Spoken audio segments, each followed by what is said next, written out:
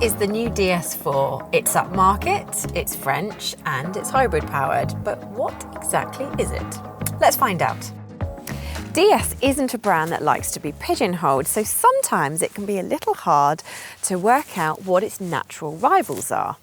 With the DS4, it sits somewhere between a tall family hatchback and a low crossover. So if you wanted to think of it as a rival for the Audi A3, BMW 1 Series and Mercedes A-Class hatchbacks, you wouldn't be far off.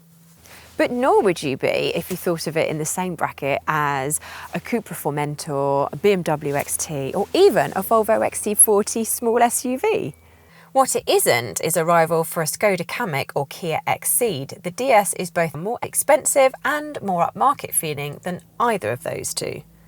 Talking of upmarket, we're jumping straight into the back seats because the interior in this DS4 is rather lovely. Normally at this point we talk about boot space, but in this car it's not really that interesting.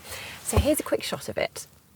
It's 390 litres in size on the hybrid version and 430 litres in non-hybrid models. That's good if you're thinking of this car as a family hatchback, but not great if you're thinking of it as an SUV, when you'd expect a larger boot space.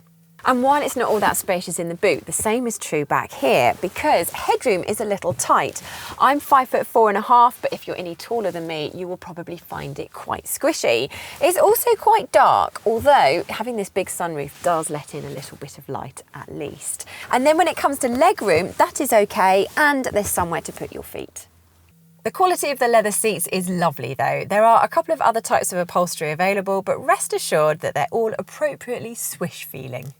Up front, the leather swathed vibe continues, and it certainly is a good way to avoid cheap feeling plastics being on display. Just cover them with leather. The seats are very comfortable. It's just a shame that electric adjustment is only an optional extra, even on this top spec Rivoli trim.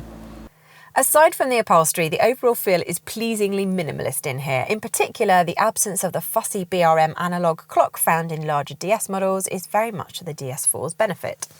As is the latest infotainment system, which is a huge improvement on old DS efforts. The central 10-inch touchscreen is clear and responsive. Meanwhile, both the touchscreen and the digital driver's display offer a huge amount of customization. It'll take you quite a while to set up, but the advantage is that you can really set the screens up to suit your personal preferences. We also like this touchscreen down here, and like the other screens, you can set it up for a variety of shortcuts to operations in the car, such as sat-nav or radio, which means if you can remember which one you've put and where you've put it, you can actually select it without having to take your eyes off the road, which is much safer than going through the menu system. Another plus point is the head-up display, which is standard on all but the most basic trim levels. It's yet another admirable way DS gets you to focus on the business of driving without becoming too distracted by gadgets. But does it deliver a driving experience you'll actually want to focus on? Let's find out.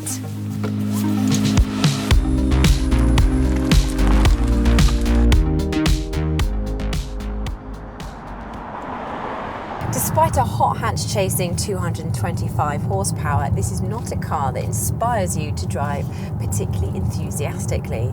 For starters, the 8-speed automatic, which you'll also find in countless DS, Peugeot, Citroën and Vauxhall products, although smooth, is quite sluggish in its operation. So despite having 225 horsepower, it takes almost 8 seconds to get from 0 to 62 miles per hour. Secondly, the 1.6-litre turbocharged petrol engine sounds a bit strained at high revs. If you're expecting the sort of smoothness you'd get from a BMW or Audi 4-cylinder petrol engine, you'll be a tad disappointed. The DS4 E-Tense isn't the sort of car that encourages brisk driving anyway. It prefers to use its surge of electric power to waft you along at a more relaxed pace. It's not to say it's slow, it's just you don't really gain anything from wringing the car's neck. In fact, at a slightly more leisurely pace, the DS4 is a genuinely relaxing companion. It rides well and its soft suspension cosets you without feeling too wallowy. The soft leather seats are very comfortable indeed, and as long as you're not working the engine too hard, you can make quiet and serene progress. Weighting of the electric power steering is inconsistent, as is the pedal feel of the brakes. These are more niggles rather than full-blown criticisms. In terms of fuel economy, you can get 38 miles of all-electric range from this plug-in hybrid, so you can expect somewhere around 60 miles per gallon on a longish mixed road journey. And of course, if you do lots of short hops, you'll hardly need to use the petrol engine at all. If you're not going to get the tax benefits of a company car user, then you might be better off going for one of the non-hybrids.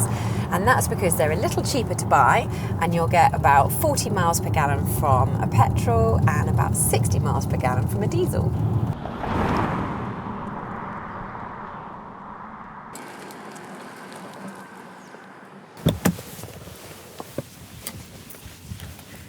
DS is really on its game these days. With the DS4, the brand delivers all the comfort and refinement you would expect from a luxury French car, with the sort of high-end build quality you traditionally don't expect. Okay, it's not that interesting or fun to drive, but there are already plenty of sporty feeling upmarket hatchbacks out there, and quite often they aren't as relaxing to drive as this DS. So if you want something that's posh but a little different from the Audi, BMW, Mercedes norm, the new DS4 is well worth a look. But what do you reckon? Let us know what you think in the comments below, and if you're considering buying a DS4 or indeed any car, head to CarGurus UK to find loads of great deals from top-rated dealers.